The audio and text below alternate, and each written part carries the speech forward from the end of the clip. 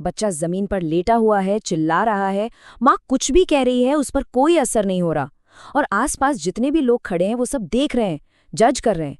कोई मुस्कुरा रहा है तो कोई कानाफूसी कर रहा है।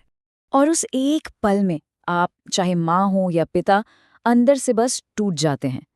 शर्म महसूस होती है, डर लगता है, गुस्सा आता है, और सबसे बढ़कर ये हेल्पलेसनेस कि करें तो क्या करें। अगर ये सीन आपको थोड़ा भी जाना पहचाना लगा तो ये बातें आपके लिए हैं। इसे पूरा जरूर देखिए। तो चलिए इस पे बात करते हैं, पर उससे पहले एक छोटा सा परिचय। मेरा नाम सुनीता गांधी है। पिछले 35 सालों से मैं एक स्पेशल एजुकेटर हूं और मैंने 5000 से ज्यादा परिवारों के साथ काम किया है, दिल्ली से लेकर धनबाद तक और सूरत से लेकर शिलोंग तक। और पता है, इन 35 सालों में जो एक बात मैंने लगभग हर पेरेंट से सुनी है वो ये है, दीदी मुझे लगता है ये सब मेरी गलती है। तो सबसे पहले मैं चाहती हूं कि आप मेरी बात ध्यान से सुने। ये आपकी गलती नहीं है, बिल्कुल भी नहीं। अब समझते हैं कि आखिर ये होता क्यों है। देखिए, हमारे बच्चे, खासकर वो बच्चे जिन्हें autism, ADHD, sensory processing disorder या कोई और डेवलपमेंटल डिले है, जब वो किसी भीड़ वाली जगह पर जाते हैं ना, तो उनका दिमाग एक साथ बहुत सारी चीजें प्रोसेस करने की कोशिश करता है। सोचिए जरा, मॉल की तेज लाइटें, भीड़ का शोर, तरह तरह की गंध, लोगों का धक्का मुक्की, अनाउंसमेंट्स, बच्चों का रोना, म्यूजिक। हम बड़े तो इन सब चीजों को फिल्टर कर लेते हैं, हमारा दिमाग इसके लिए ट्रेन्ड है। लेकिन इन बच्चों का दिमाग, वो ये फिल्टर नहीं कर पाता। उनके लिए ये सारी चीजें एक साथ फुल वॉल्यूम पर आती हैं। इसको ऐसे समझिए, कल्पना कीजिए कि आपके कमरे में एक नहीं, दो नहीं, 10 रेडियो एक साथ चल रहे हों, सब अलग अलग स्टेशन पर और सब फुल वॉल्यूम पर। और उस बीच कोई आपसे कहे, अरे शांति से बैठो, क्या आप बैठ पाएंगे? नहीं ना। तो बस बच्चा भी नहीं बैठ पाता। और जब दिमाग इस सेंसरी ओवरलोड को संभाल नहीं पाता तो वो एक तरह का इमरजेंसी सिग्नल भेजता है। ये कोई टैंट्रम या जिद नहीं है, ये बच्चे के दिमाग की एक इमरजेंसी है, एक न्यूरोलॉजिकल इमरजेंसी। और इसमें मैं फिर कहूंगी, आपकी कोई गलती नहीं है। अब मैं आपको 3 ऐसी आम गलतियों के बारे में बताती हूँ जो हम सब अनजाने में कर बैठते हैं और जो उस मोमेंट में काम तो बिल्कुल नहीं करती, बल्कि हालात को और बिगाड़ देती हैं। पहली गलती, हम उन्हें समझाने की कोशिश करते हैं। बेटा देखो, सब देख रहे हैं। उस वक्त बच्चे का दिमाग कोई तर्क नहीं समझ सकता। दूसरी गलती, हम जबरदस्ती करते हैं, खींच कर ले जाने की कोशिश करते हैं। इससे बच्चा और ज्यादा घबरा जाता है। और तीसरी और सबसे बड़ी गलती, हम खुद घबरा जाते हैं। ये बात हमेशा याद रखिए, बच्चे को शांत करने से पहले आपको खुद को शांत करना होगा। आपका काम ही बच्चे के काम की चाबी है। तो करें क्या? देखिए, इन 35 सालों में हजारों परिवारों के साथ काम करके मैंने एक बहुत ही सिंपल और प्रैक्टिकल तरीका तैयार किया है। मैं इसे कहती हूँ द 5 स्टेप मेल्टडाउन मेथड। ये बहुत आसान है और आप इसे कहीं भी इस्तेमाल कर सकते हैं, घर में, बाजार में, शादी में, कहीं भी। तो ये हैं वो 5 कदम।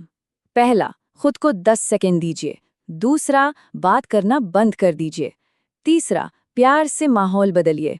चौथा, देखकर आराम दीजिए। और पांचवा, जब सब शांत हो जाएं तब बच्चे से जुड़िए। चलिए इन्हें एक एक करके समझते हैं। स्टेप नंबर 1, खुद को 10 सेकंड दीजिए। जैसे ये शुरू हो, बच्चे की तरफ भागने से पहले बस एक पल के लिए रुकिए, एक गहरी सांस लीजिए, 3 सेकंड अंदर, 3 सेकंड बाहर। बस इतना करने से ही आपका नर्वस सिस्टम थोड़ा शांत हो जाएगा। और आपका शांत होना बच्चे के लिए सबसे जरूरी पहला कदम है। स्टेप नंबर 2, बात करना बंद कीजिए।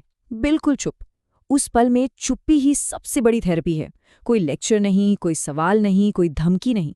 बस चुपचाप उनके पास रहिए। आपकी प्रेजेंस ही काफी है। स्टेप नंबर 3, माहौल को बदलिए पर प्यार से। अगर हो सके तो बच्चे को किसी शांत कोने में ले जाइए। मॉल में कोई साइड वाली बेंच, मंदिर में कोई खाली कोना, या बस अपनी कार में आकर बैठ जाइए जहां रोशनी थोड़ी कम हो, आवाज कम हो। आप देखेंगे ये जादू की तरह काम करता है।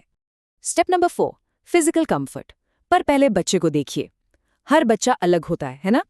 कुछ बच्चों को कसकर गले लगाने से आराम मिलता है, तो कुछ बच्चों को उस वक्त कोई छुए ये बिल्कुल पसंद नहीं आता। तो अपने बच्चे को देखिए, क्या वो आपकी तरफ आ रहा है या आपसे दूर हट रहा है? जैसा वो चाहे वैसा ही कीजिए। और स्टेप नंबर 5, जब बच्चा शांत हो जाए तब बात कीजिए, मेल्टडाउन के तुरंत बाद नहीं, बल्कि 20-30 मिनट बाद, जब बच्चा पूरी तरह रेगुलेट हो जाए, तब उसके पास बैठिए और बस इतना कहिए, मुझे पता है तुम्हें बहुत बुरा लग रहा था, मैं तुम्हारे साथ हूँ। उसकी फीलिंग्स को समझिए, लेक्चर मत दीजिए, और हाँ, लोग देख रहे हैं, देखने दीजिए। उस पल में आपका ध्यान सिर्फ और सिर्फ आपके बच्चे पर होना चाहिए। मुझे आज भी याद है, करीब 4 साल पहले लखनऊ से एक माँ, प्रिया जी, मेरे पास आई थी।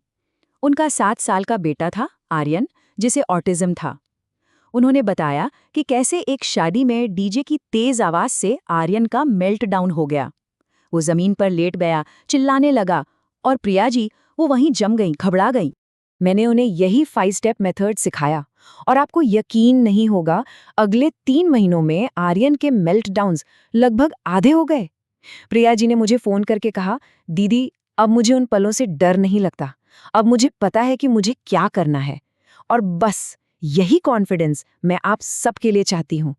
तो सवाल यह है कि आप आज से, अभी से क्या कर सकते हैं। मैं आपको 3 बहुत ही आसान काम दे रही हूँ। पहला, अपने बच्चे के ट्रिगर्स की एक लिस्ट बनाइए, मतलब किन चीज़ों से उसे परेशानी होती है, उसका पैटर्न समझने की कोशिश कीजिए। दूसरा, अगली बार किसी पब्लिक जगह पर जाने से पहले मन में एक क्वाइट एग्जिट प्लान बना लीजिए। और तीसरा, और सबसे ज़रूरी, खुद के प्रति थोड़ी नरमी बरतिए। आप एक बहुत ही खास पेरेंट हैं। इन 5 स्टेप्स को याद रखना आसान बनाने के लिए मैंने एक सिंपल 1 पेज की PDF गाइड बनाई है। इसका नाम है 5 स्टेप पब्लिक मेल्टडाउन गाइड। इसमें एक छोटा सा रेफरेंस कार्ड भी है, जिसे आप अपने फ़ोन में सेव कर सकते हैं, ताकि जब वो मुश्किल पर आए तो आपको सोचना ना पड़े, बस देख लिया। और हाँ, ये गाइड आपके लिए बिल्कुल मुफ्त है, मेरी तरफ से एक छोटा सा तोहफा। मैं जानती हूँ ये सफ़र आसान नहीं है, कई बार बहुत अकेला महसूस होता है, लेकिन याद रखिए, जो माँ बाप अपने बच्चे को समझने के लिए इतनी कोशिश कर रहे हैं, वो बहुत ताकतवर हैं। आप अकेले नहीं हैं, मैं आपके साथ हूँ। अगर आपको वो फ्री गाइड चाहिए तो बस मुझे DM में एक शब्द लिखकर भेजिए, मेल्टडाउन, MELTDOWN, और मैं वो गाइड सीधे आपके इनबॉक्स में भेज दूंगी। अगर आपको ये जानकारी काम की लगी तो इसे किसी और माँ या पिता के साथ ज़रूर शेयर कीजिए, जिन्हें शायद इसकी ज़रूरत हो। मिलते हैं अगली बार।